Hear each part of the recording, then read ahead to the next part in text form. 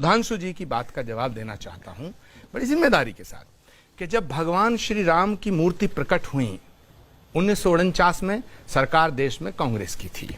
जब ताला खोला गया तब भी कांग्रेस की सरकार थी। जब शिलान्यास हुआ भगवान श्री राम के मंदिर का तब भी कांग्रेस की हुकूमत थी। और 1992 के अंदर जब बाबरी मस्जिद को शहीद किया गया, उन ढांचे को ढाया गया, तब भी कांग्रेस की ही सरकार थी। इसका मतलब है कि भगवान श्री राम के जितने काम किए वो कांग्रेस की सरकार ने किए, और राम के नाम पे जो सरकार बनाई, राजनीति की, वो इनकी पार्टी। ठीक है, सुधांशु त्रिवेदी। 1949 में जब वहां मूर्तियां प्रकट हुई तब गवर्नर जनरल थे भारत में, सरकार कांग्रेस की थी।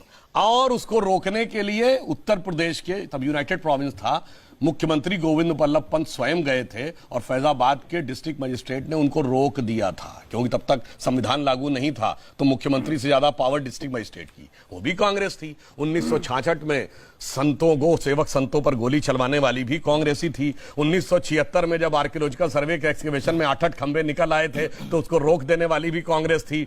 1988 में जब हम भारत माता एकात्मता रथ चला रहे थे तो वीर बहादुर सिंह सीएम थे, उसे रोकने वाली भी कांग्रेस थी। 1990 में कार सेवकों के हत्यारे मुलायम सिंह की सरकार को समर्थन देकर बचाने वाली भी कांग्रेस थी। 1992 में यह कहने वाले कांग्रेस के प्रधानमंत्री थे कि हम बाबरी मस्जिद दोबारा बनाएंगे, और 2007 में कोर्ट में हलफनामा दे के ये कहने वाले कि राम तो काल्पनिक थे, राम सेतु के मुद्दे पे वो भी कांग्रेस थी। मंदिरों में जाते हैं छेड़खानी करने के लिए, वो भी कांग्रेस थी। हिंदू आतंकवादी, वो भी कांग्रेस थी। इसीलिए कहा गया है, अंदर से मैलो हियो, बाहिर रूप अनेक, नारायण तासो भलो कौआ तन मन एक।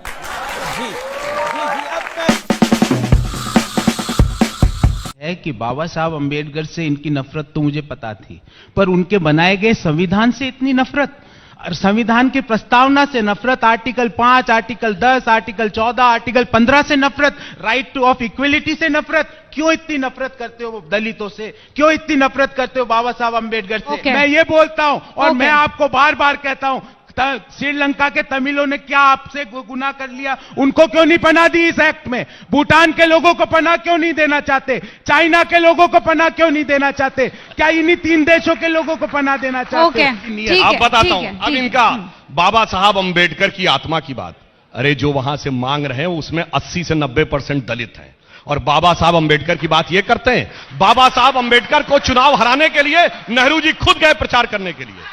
जब नेहरू जी की कैबिनेट से इस्तीफा दिया, मैं आप सबसे अनुरोध करूंगा, जाइए, इंटरनेट पे अवेलेबल है, बाबा साहब अंबेडकर का वह इस संसद में दिया गया भाषण सुनिए, क्या क्या इन लोगों ने उनके साथ किया। और बाबा साहब अंबेडकर ने संविधान बनाया तो उन्होंने लिखा था, प्रीएम्बल ऑफ द कॉन्स्टिट्यूशन, संविधान की प्रस्तावना संविधान की आत्मा है।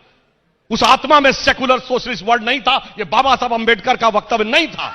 मगर 1976 में संविधान की आत्मा को कुचलकर, सारे विपक्ष को जेल में डालकर, देश में आपातकाल लगाकर सोशलिस्ट सेकुलर वर्ड जोड़ा। और मैं बताना चाहता हूं, सेकुलर वर्ड पे जब बहस हुई संविधान सभा में, जानते क्या हुआ? वो कोई मिस्टर शाह थे, मैं नाम भूल रहा हूं, उन्होंने यह प्रस्ताव रखा।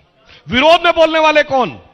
एचसी मुखर्जी, लोकनाथ मिश्रा, पंडित जवाहरलाल नेहरू। उन्होंने तर्क क्या दिया? जब हम अपने को धर्मनिरपेक्ष देश मानते हैं तो अल्पसंख्यक वर्ड नहीं होना चाहिए, अल्पसंख्यक है तो फिर सेकुलर नहीं होना चाहिए। ये दोनों कैसे चलेंगे? इसलिए वो संविधान सभा ने खारिज किया, और आपने सारे विपक्ष को जेल में डालकर, इमरजेंसी में गला घोटकर 1976 में वो शब्द डाला। और साहब ऐसा डाला उसके बाद कि ऐसी समस्या क्रिएट हुई। मैं आपसे एक बात कहता हूं, जब देश को आजादी मिली, कितने जैन राजा थे, कितने बौद्ध राजा थे, कितने पारसी राजा थे, एक महाराजा पटियाला को छोड़ दे सिख राजा नहीं थे, ठीक? मगर वो सब तो आज खूब प्रॉस्परस कम्युनिटी है। और जो मुस्लिम थे, लाइन लगा के थे, पटौदी के नवाब, लखनऊ के नवाब, रामपुर के नवाब, भोपाल के नवाब, जूनागढ़ के नवाब, हैदराबाद के निजाम। और उसके बाद आज कहते वो बेचारे हो गए। जानते क्यों? ऐसा हुआ कि ये जो हुक्मराने वक्त थे वो मजलूम हो गए, क्योंकि किसी सेकुलर के जाल में फंसकर उलझलूल हो गए।